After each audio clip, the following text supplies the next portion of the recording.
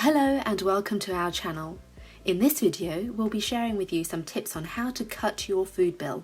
We successfully reduced our food bill in our household by a whopping 50% and hope our ideas can help you too. Tip number one is to shop at cheaper shops. Many people who really want to cut back on their food bill continue to go to supermarkets that are considered more the mid-range, or they continue to go to the upper range because they think that the quality of food in the cheaper stores aren't as good. And more often than not, this is not the case at all. We have found produce in the cheaper end of the supermarket chains as just as good, just as fresh, just as tasty. Examples are Aldi, Lidl, and even actually going to your local grocery store and your local food markets, you can get some really good deals.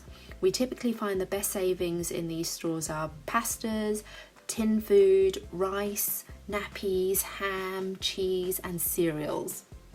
Tip number two is to meal plan everything. People like to meal plan dinners, but the key is to meal plan everything, including breakfast, lunch, dinner, and all your snacks. By doing this, you can see exactly what you're consuming throughout the week, and you actually find that you can end up being much healthier as well.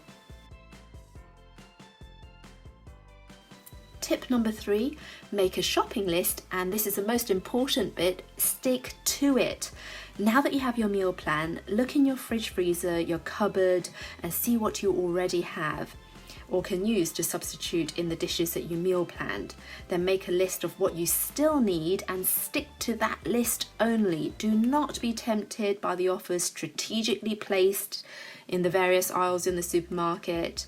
The offers will always be there. You know, it might not be there next week, but the following week it will always be there, so you will not miss out.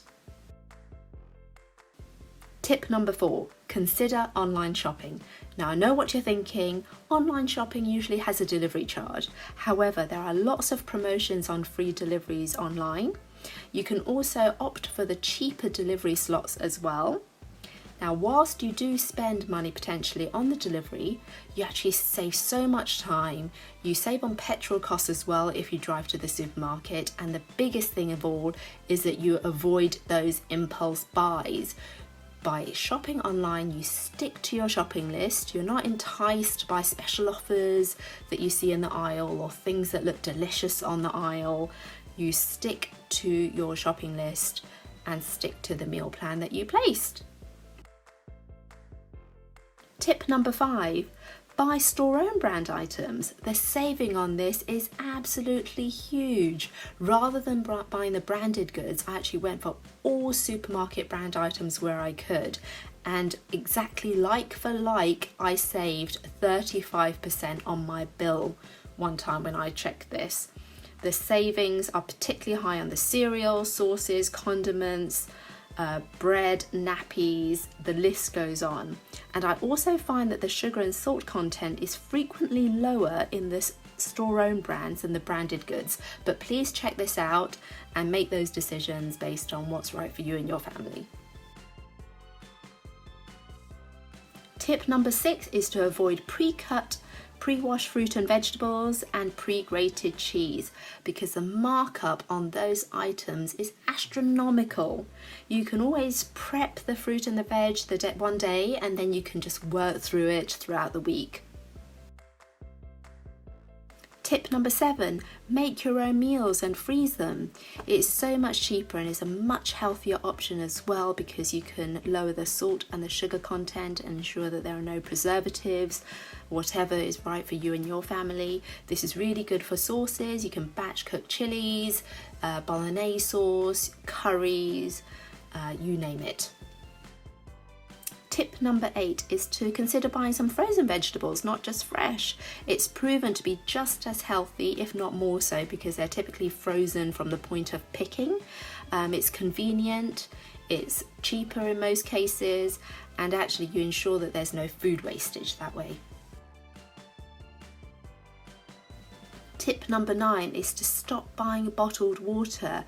Bottled water is really bad for the environment because of the plastics.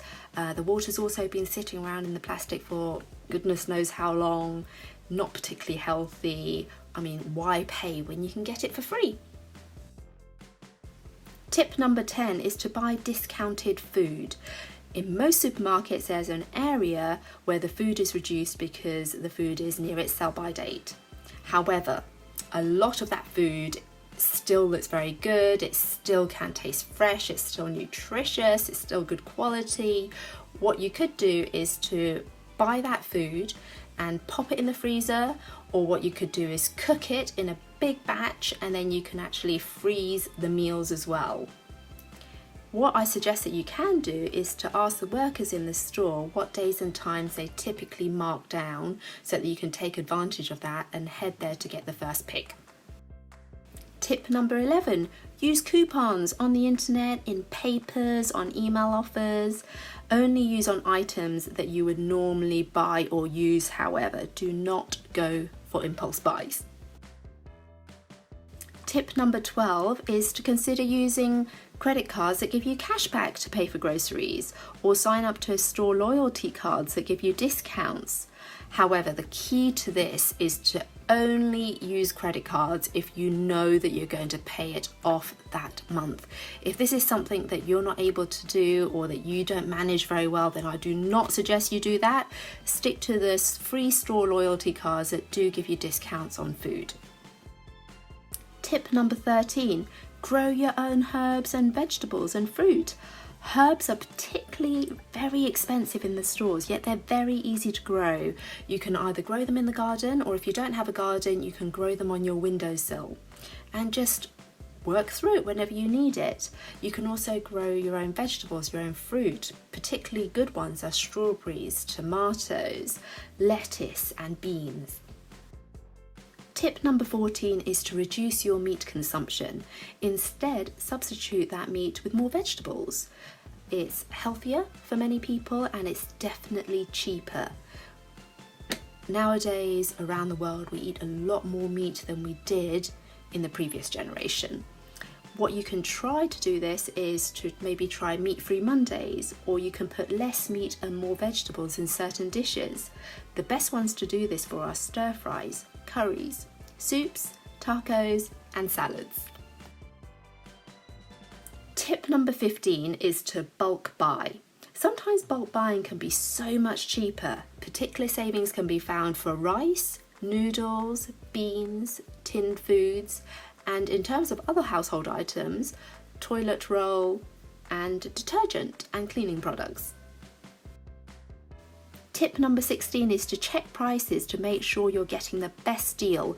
I mentioned bulk buying earlier, but what you must always make sure is to make sure that you're getting the best deal for the amount that you're buying.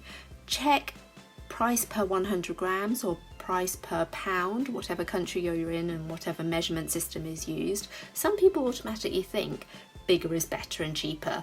Not always, so please make those comparisons. Tip number 17 is to leave children at home with another grown-up, if possible, when you're doing your shopping. Alternatively, do your shopping during a school run or do your shopping online, because there's so much less risk of impulse buying and also stocking up on rather unhealthy snacks as well.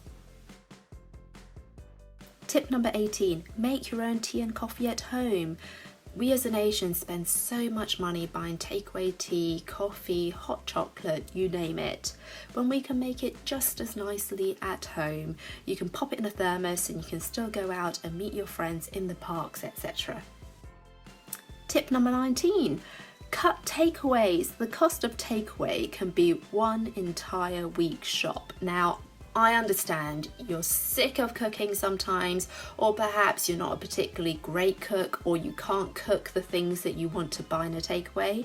However, the supermarkets nowadays, if you do want those cheat days, actually do lovely family packet meals or parcels where you can actually have Chinese at home or Indian curry at home or Thai food at home, and a lot of the time they're actually on special offer as well, so do check those out.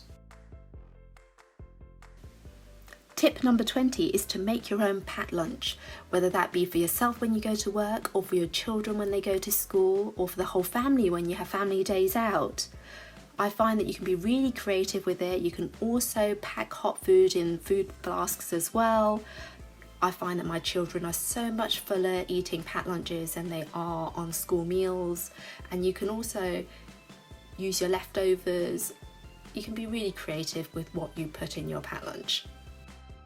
So there you have it, 20 tips on how you can save money on your food bill so that you have more money to pay off debts, reduce your mortgage, pay for that dream holiday, or perhaps save for a rainy day.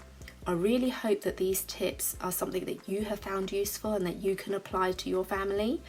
If you have, then please give it a thumbs up in this video and also consider subscribing to this channel. Thanks for watching.